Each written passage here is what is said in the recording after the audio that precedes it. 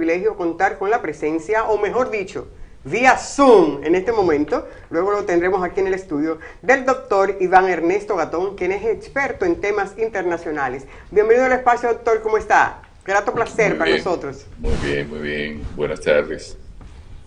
Oh, sí, porque tenemos diferencias de horario, ¿verdad que sí? Nosotros aquí madrugaditos y usted allá bien descansadito. Qué bueno. Sí, sí, ya aquí es la 1:22 de la tarde. Ya, sí.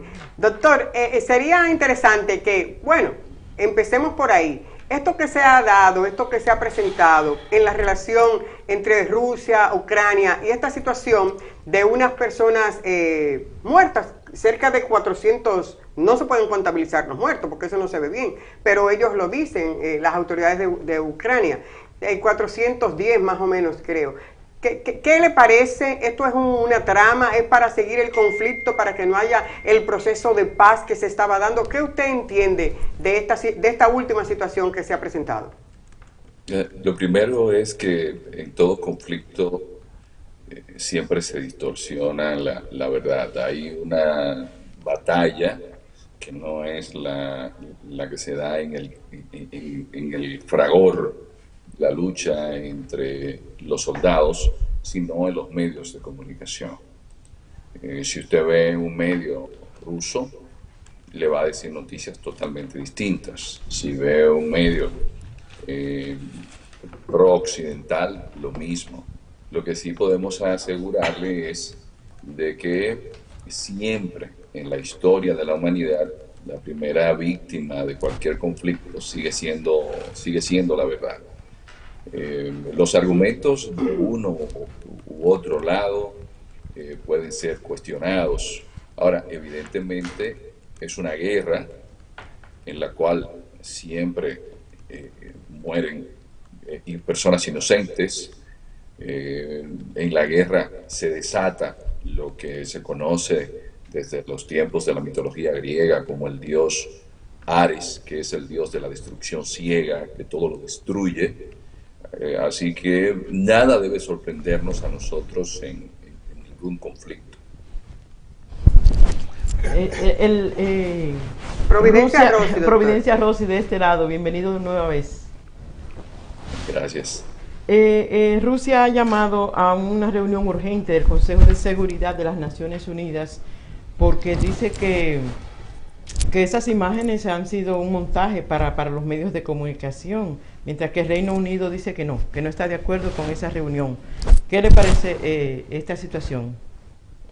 Sí, lo primero es darnos cuenta de que ese tipo de posiciones enfrentadas con miembros del Consejo de Seguridad, porque a todo esto hay que estar muy consciente de que el Consejo de Seguridad, que fue una creación, digamos así, o tuvo el impulso del presidente Franklin Delano Roosevelt, era la manera en la cual las grandes potencias se iban a poner de acuerdo en los principales temas internacionales o los principales incidentes que pudieran existir en el mundo.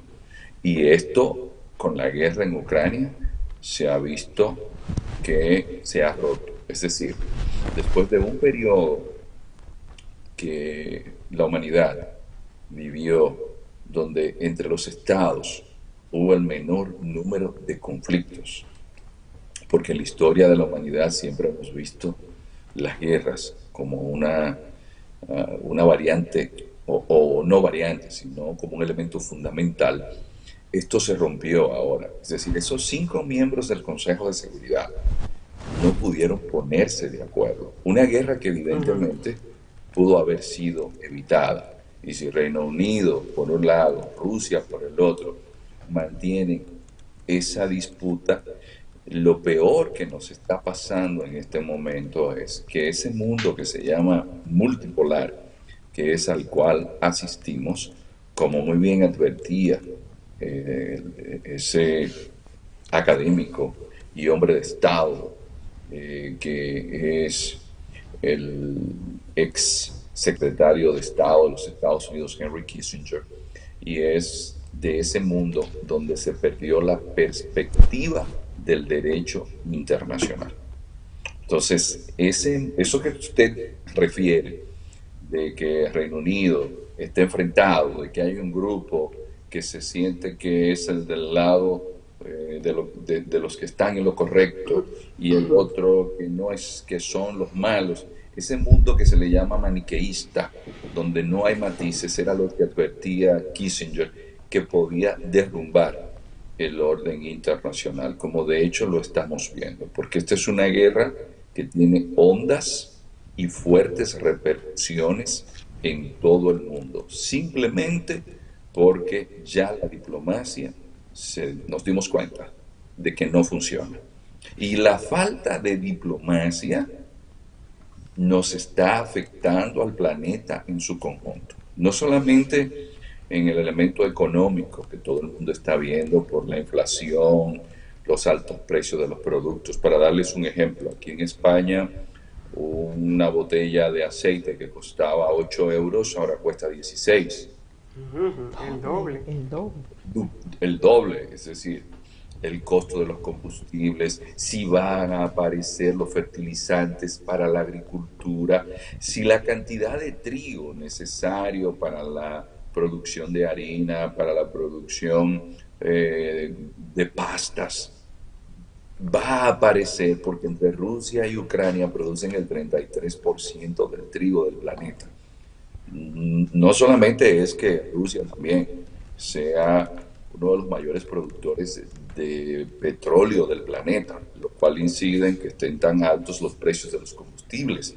No es solamente que Rusia sea el mayor productor de gas natural del planeta y que si cierra la pista de gas pueda hacer daño a economías tan fundamentales como es la economía de Alemania, que es el motor de la Unión Europea, sino que en lo político todo esto va a ser aprovechado por populistas que ofrecerán villas y castillas, y que estos efectos van a ser muy perniciosos, muy negativos para las democracias y los partidos políticos tradicionales. Ese es un elemento que hay que verlo cuando sucedió la Primera Guerra Mundial, que vino el crack del 29 en Estados Unidos.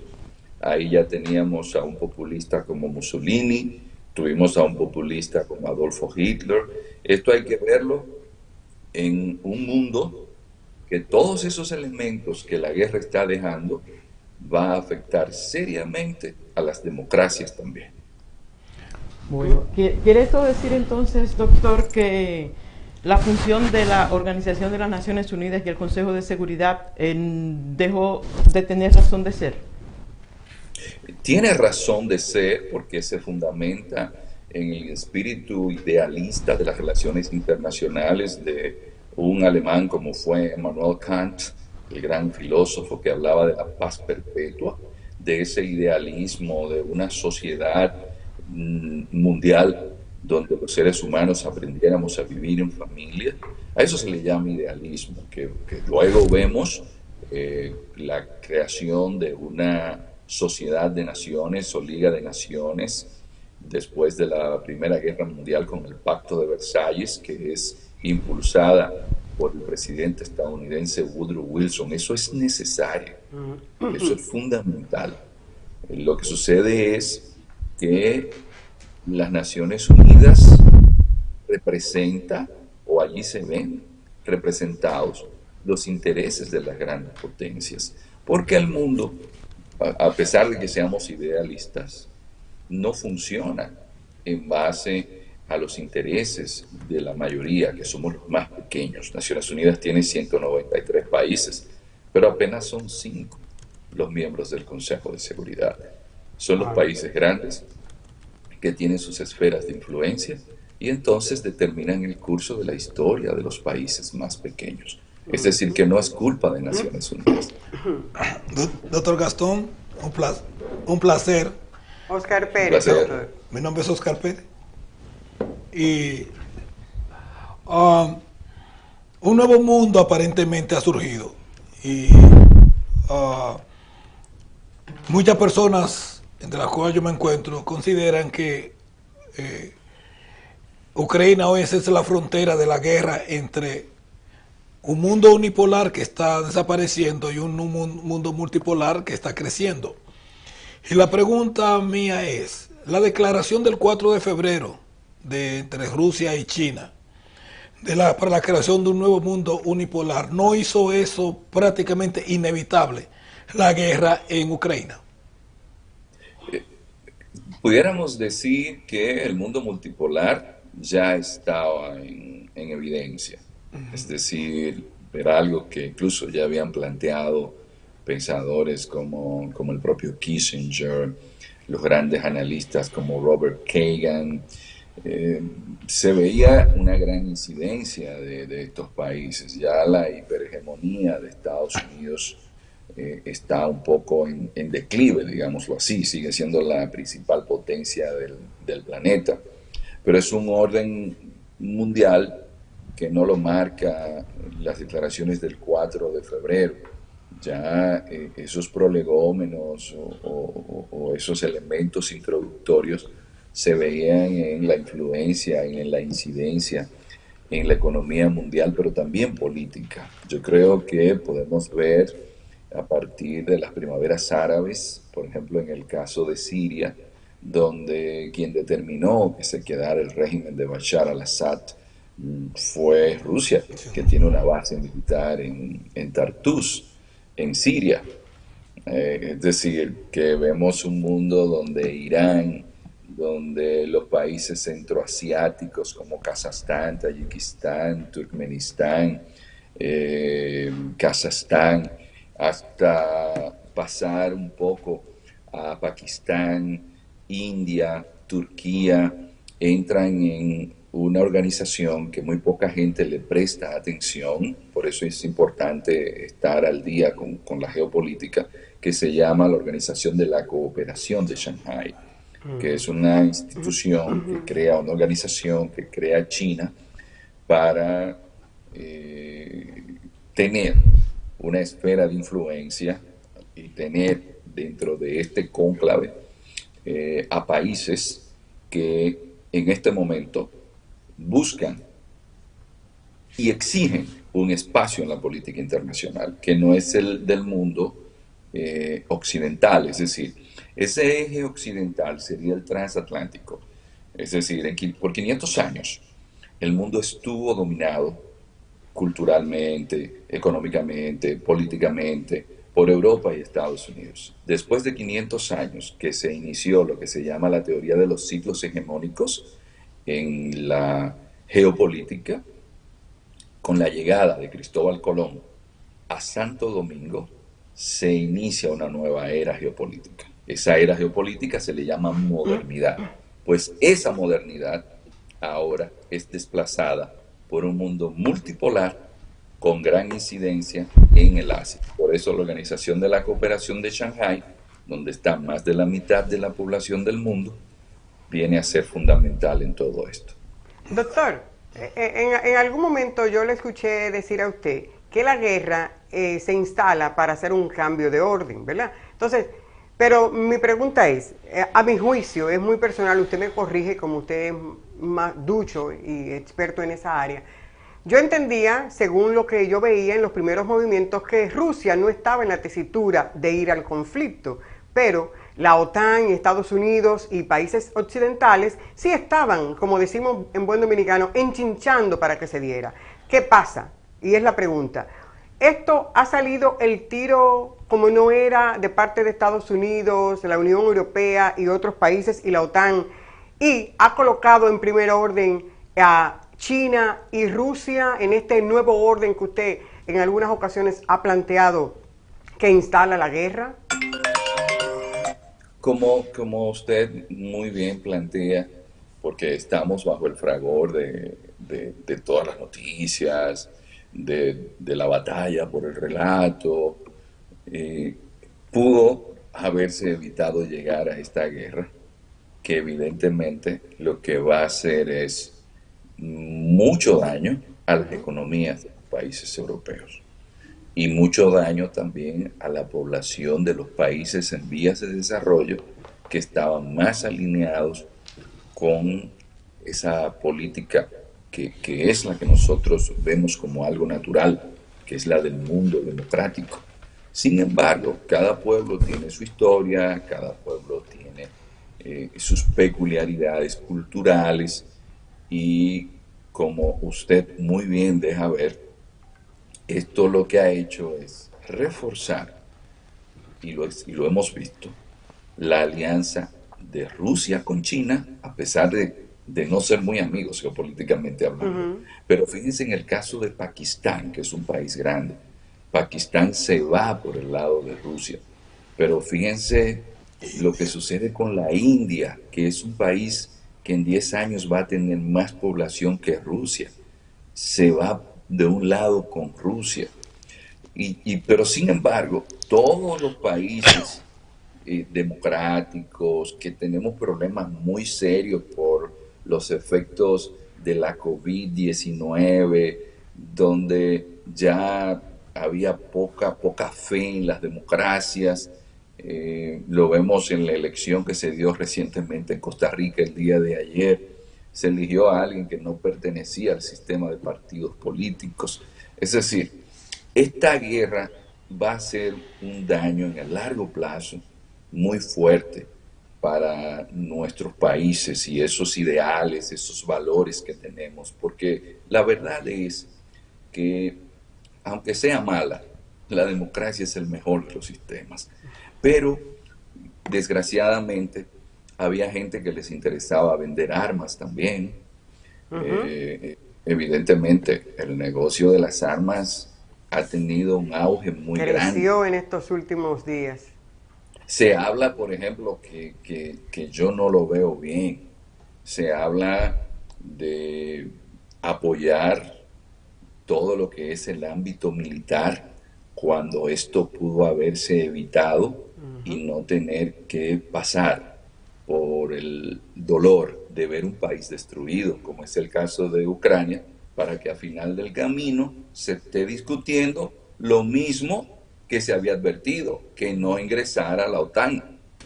Es decir, vamos a esperar que mueran miles de personas y destruir un país como se ha destruido Ucrania, simplemente para estar de acuerdo en lo que debieron haberse puesto de acuerdo hace 2 meses, que era no entrar en la OTAN. Porque hay que estar claro, la OTAN es una organización eminentemente militar. ¿Qué necesidad había de estar, como usted refiere, proponiendo el ingreso a una organización militar, cuando ya había una advertencia en ese sentido? Advertencia muy reiterada, y también gente como el propio Zbigniew Brzezinski, que fue el asesor de seguridad del presidente Carter, decía que no, que Ucrania no debía ingresar a la OTAN. Lo mismo lo refería George Kennan, que fue el que diseñó la política de la Guerra Fría con Truman. Así que, desgraciadamente, vamos a seguir viendo los efectos en el largo plazo de una guerra que la sentimos más porque está ahí en Europa. Porque a los amigos que nos ven, y aprovechando que es un programa de reflexión, ustedes sabían que esta guerra nosotros la vemos más porque es en Europa. Pero en Yemen hay una guerra donde hay 2 millones de niños desnutridos. Eso es sin quitarle mérito a esta guerra. Yo es para que veamos cómo funciona el mundo. Según hay el 2 Cristal. millones de niños desnutridos. Hay cientos de miles de muertos. Hay un embargo alimenticio y nadie lo ve. Por ejemplo, lo que pasó con Libia, la situación que vive Libia en la actualidad. O por ejemplo, siempre le pregunto a los alumnos en clase que si recuerdan los más de 5 millones de personas que murieron en el Congo a finales de los años 90 para que se obtuviera la columbita y la tantalita, un metal que se llama coltán, para la fabricación de nuestros celulares y de nuestras computadoras. Pero eran 5 millones de personas negras. Por ejemplo, yo pregunto sobre los refugiados rohingyas, que son musulmanes, que viven en Myanmar, que más de 500,000 han tenido que irse a Bangladesh, uno de los países más pobres del mundo. Pero a esos no los vemos. Es decir, nosotros solamente estamos conscientes de lo que nos envían los medios de comunicación, pero no hay un nivel de conciencia crítica que nos permita hacer conciencia de que cada ser humano es una obra única y maravillosa de Dios, aunque usted no cree en Dios. Yo siempre cuando le digo a la gente, a los estudiantes, cuando ustedes piensen en un muerto, piensen en su papá, en su mamá, en un hijo, en una hija. Y a partir de ahí ustedes me van a decir si las guerras son necesarias. Los más desgraciados de lo que está sucediendo en este momento es que se dejó de lado la diplomacia para poder ponerle coto a la situación de las guerras. Y esto nos abre un escenario multipolar que no sabemos dónde podemos parar.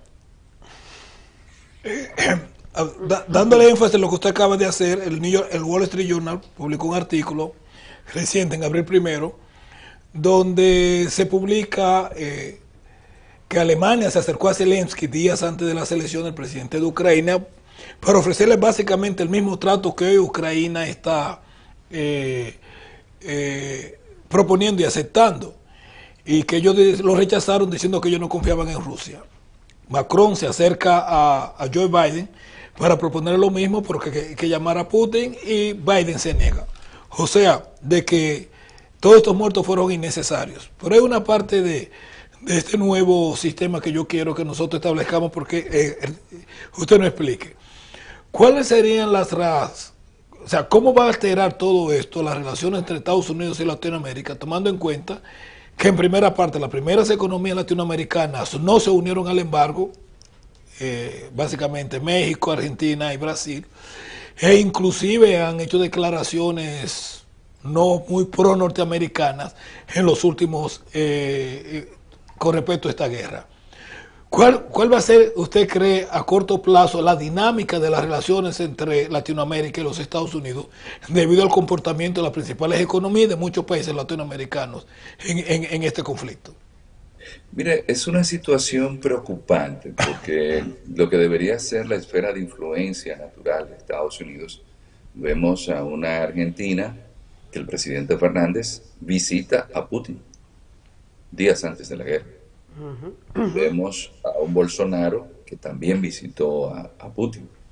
Pero también vemos a México, que eso es una política, la de México es tradición, desde la doctrina Estrada, de no involucrarse en los problemas de los países. Esto para mantener una distancia.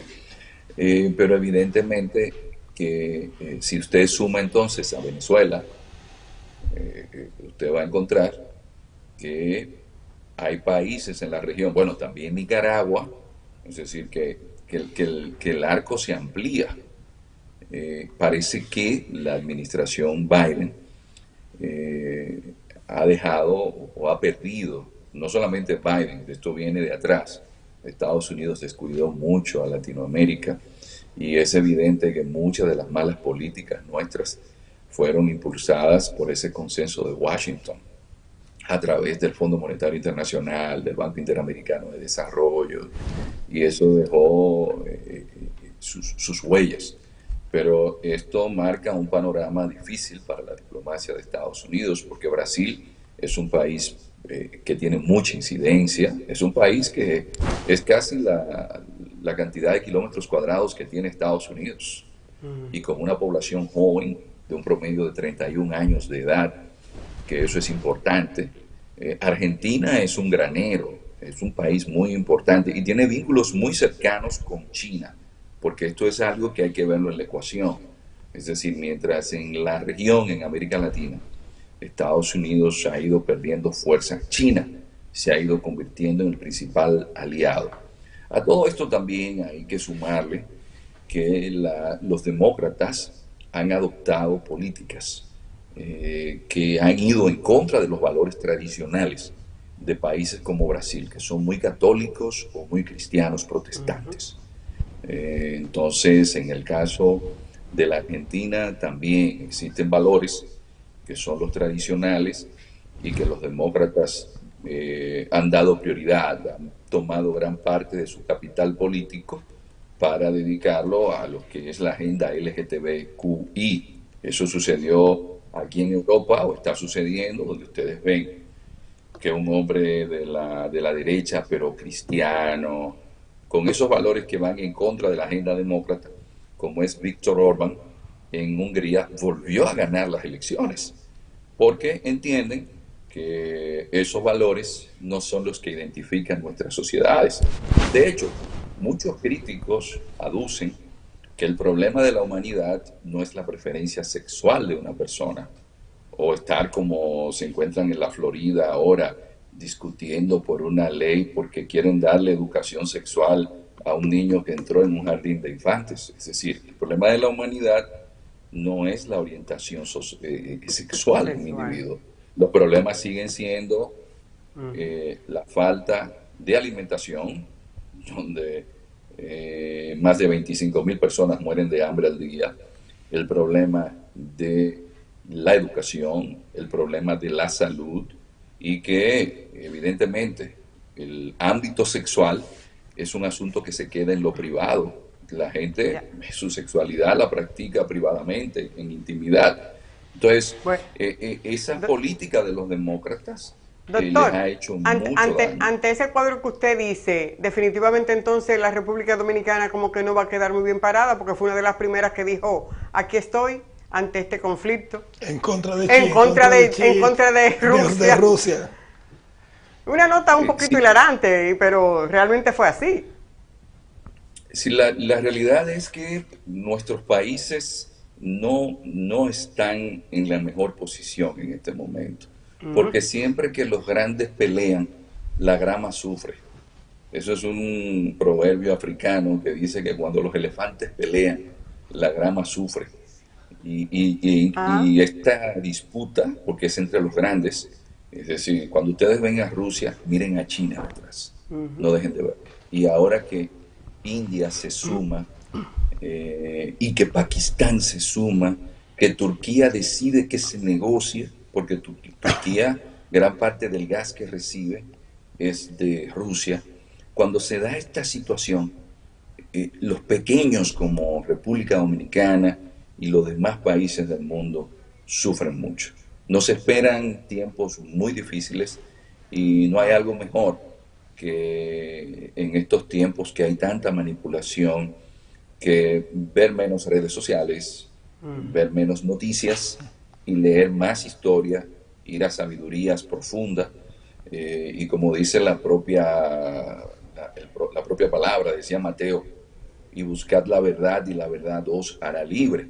Es decir, la verdad usted puede adquirirla más yéndose a la sabiduría, a dónde están los intereses que determinan que un mundo del siglo XXI con tanta tecnología no podamos ponernos de acuerdo y llevar más pobreza, llevar más incertidumbre, llevar más tristeza al espíritu de todos los que creemos que este mundo tiene y dispone de los recursos suficientes para no tener que matarnos por ellos.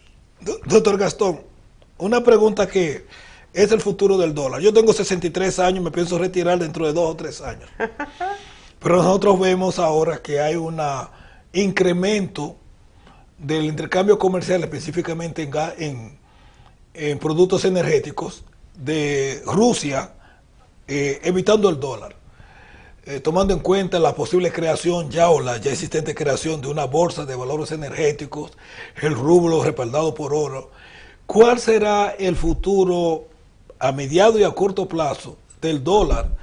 Y qué deberíamos nosotros, lo que vamos a vivir dentro de poco, de ingresos fijos en dólares, ¿qué usted cree que nosotros deberíamos hacer?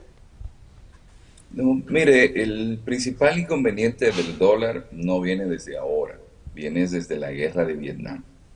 La administración Nixon, un acuerdo que se hizo después de la Segunda Guerra Mundial, que fue el acuerdo de Bretton Woods de que las reservas iban a ser en dólares. Esa administración, como se gastó mucho dinero en Estados Unidos en la guerra en Vietnam y no se respaldó con el oro, Estados Unidos lo que decidió fue imprimir eso que conocemos como bonos del tesoro. Y evidentemente las grandes commodities, esas materias primas como el petróleo, por ejemplo, Arabia Saudita, que dicho sea de paso, Arabia Saudita ha estado neutral en esta situación. En ese patrón oro, al utilizar las materias primas, los commodities, el dólar, se mantiene el dólar como principal moneda del planeta. De hecho, eso le da a Estados Unidos un aproximado del 10% del Producto Interno Bruto. Pero sucede que con el ascenso de China, con India, con Rusia, ya haciendo intercambios, muy específicamente China y Rusia, con el renminbi o yuan, eso le resta a Estados Unidos incidencia. Wow. Y evidentemente se ve que el dólar va a ser afectado, no se puede decir en qué magnitud, pero mientras tanto va a ser afectado, pero yo creo que más que el dólar como moneda, para todos los que somos personas mayores, como mi caso y el suyo, lo que debemos pensar es si esa juventud que es la que va a trabajar para pagar nuestras pensiones, esa que está ahí en las calles, atento a influencers que no dan a luz una idea ni con cesárea, porque nunca han dado nada, porque no son influencers en base a virtudes como la honradez, como la solidaridad, como la bondad. Es decir, esos influencers, si ellos que tienen esa incidencia en nuestra gente, esos muchachos van a pagar nuestra pensión. Doctor, no podemos concluir el espacio y su participación en Levántate New York sin que usted nos dé su panorámica, su opinión sobre la relación República Dominicana y Haití. ¿Cómo manejamos eso? ¿Nuestro gobierno lo hace adecuadamente? ¿Usted cree que perdemos de vista lo que pasa a lo interno de Haití? Son muchas preguntas, doctor, y el tiempo es muy corto, ¿eh? Se queda uno con las ganas de preguntar y de saber. Mire, el tema haitiano es la espada de Damocles de la República Dominicana.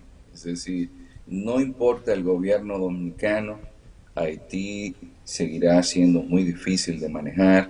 Estamos hablando de una población un poquito mayor que la de República Dominicana, en 27,000 kilómetros cuadrados, con un 2% de superficie cultivable, donde su principal río, que es el Artibonito, nace en la Loma Nalga de Maco, allá en Restauración, en la República Dominicana. Es decir, que es un país que no tiene su gente. Otra opción, ahora que las pandillas, son distintas pandillas, manejan el país en gran medida y que secuestran personas hasta por $200, la gente lo que va a hacer es irse a República Dominicana.